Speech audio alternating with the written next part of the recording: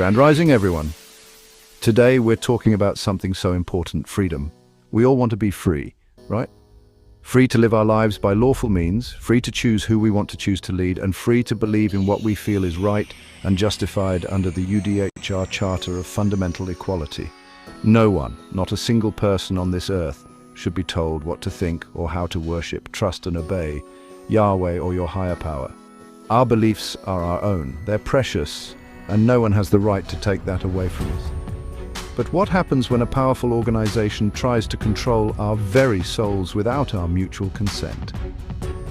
What happens when our fundamental rights are violated in the name of the Roman Catholic religion, which is a criminal organization? That's what we're diving into today, my friends and family. A journey towards divine Ethiopian truth, international justice, and complete freedom from Jesuitism for all. We all have the right to choose our own beliefs. The United Nations says so. It's called Article 18 of the Universal Declaration of Human Rights. It says everyone has the right to freedom of thought, conscience, and religion. This means we can change our religion, way of life, or belief if we want to. It also means we can share our beliefs with others or keep them private. It's our international political choice, but sadly not everyone respects this right.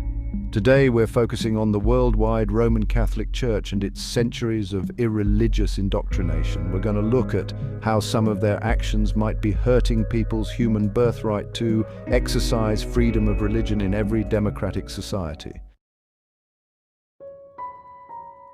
Let's talk about the ungodly vicarship of apostasy. It's a powerful position in the worldwide Roman Catholic Church without rivalry. The Jesuit Pope for Prophet is considered the vicar stand-in of a whitewashed image of Christ. This means he claims to represent the Greek Jesus image and title on earth. But here's the thing, my friends and family, this idea of the vicarship, it wasn't always there. Early Christians didn't believe in having one person speak for Yahweh. They believed in the power of individual connection with the divine.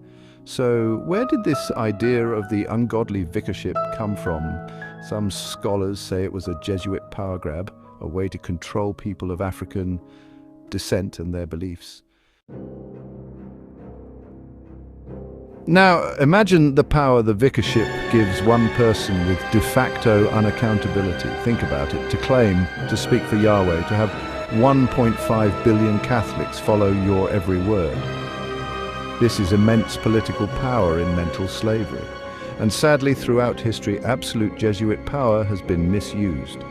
The vicarship has been used to justify wars, to persecute those with different beliefs, and to silence dissent from Ethiopian Orthodox Christians from revealing the fulfillment of biblical prophecy.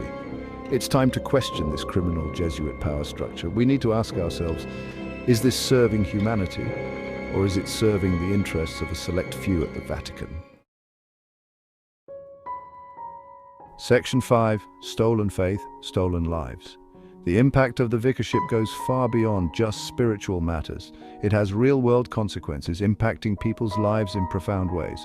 For centuries, the Church has amassed immense wealth and influence. Some argue this generational wealth was often acquired through economic exploitation and political coercion. People were forced to pay Jesuit tithes to the Roman Catholic Church, often under threat of eternal damnation, with an unauthorized 1600 Greek transliteration, invented titled Jesus. Their hard-earned money went to line the pockets of the Roman Catholic Church hierarchy, while many lived in artificially created poverty. Section 6. The cry for justice from Africa. The Church's actions have had a particularly devastating impact on Africa and people of African descent globally. For centuries, colonialism and forced conversions ravaged the continent. Indigenous beliefs were suppressed and traditional ways of life were destroyed. Even today, the Roman Catholic Church's influence in Africa can be seen as a continuation of this painful legacy with neo-colonialism, financial debt slavery. It's time to listen to the voices of our African brothers and sisters who are demanding international justice and human rights reparations for the wrongs of the past.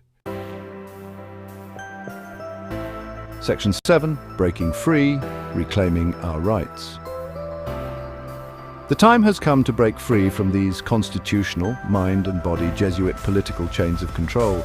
We need to reclaim our international human birthright to exercise our moral conscience, knowing right from Jesuit wrong and choosing human rights, to worship, trust and obey as we choose, and to live our lives free from financial fear and economic oppression. This is not about attacking anyone's religion, way of life. It's about upholding the fundamental human right to exercise freedom of belief without Jesuit intrusions. We must challenge any and all Jesuit institution that seeks to control our minds and hearts. Section 8. The power of peaceful protest. Now, I know what some of you might be thinking, oh Yahweh, how can we possibly stand up to such a powerful institution? The answer, my friends and family, is simple. With peace and love in our hearts, when executing international justice, we don't need senseless violence. We need our voices to be heard at the UN in Geneva for immediate remedy. Throughout history, some of the greatest social changes have come about through non-violent resistance. Think of the Honorable Marcus, Mosiah Garvey, and then think of the Kingdom of Debrizeit's human rights defender diplomatic street team, as they both show the world what the sovereign power of peaceful protest can effectively be. Section 9. Dissolving the chains of oppression. We need to start by demanding the dissolution and eradication of the worldwide Roman Catholic Church immediately.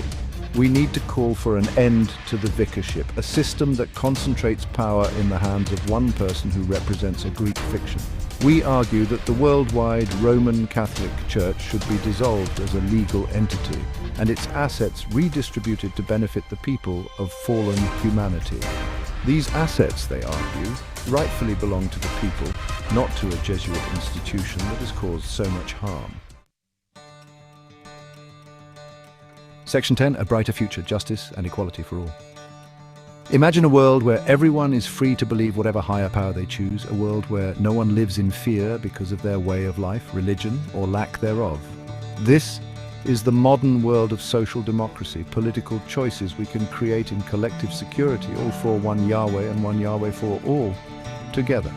By standing up for our international human birthrights, by demanding international justice and fundamental equality, we can build a brighter future for ourselves and for generations to come, and experience living debt-free. Section 11. Join the movement. Your voice matters. This isn't just about the worldwide Roman Catholic Church. It's about all of us standing up for what's human right. It's about protecting our freedom of thought, conscience, and religion. So I urge you, my friends, join this human rights defenders movement to destroy the Vicarship position permanently. Raise your voices in opposition to irreligious Jesuit tyranny. Let us create a world where everyone is free to believe, free to choose, and free to live in peace. Thank you, and may Seume Exiaba, elect of God, grant you all with the spiritual, intellectual gift of human rights discernment also. For more prophetical human rights information, please feel free to contact the Kingdom of Debrizite 2020, orgmail.com in Human Rights Solidarity.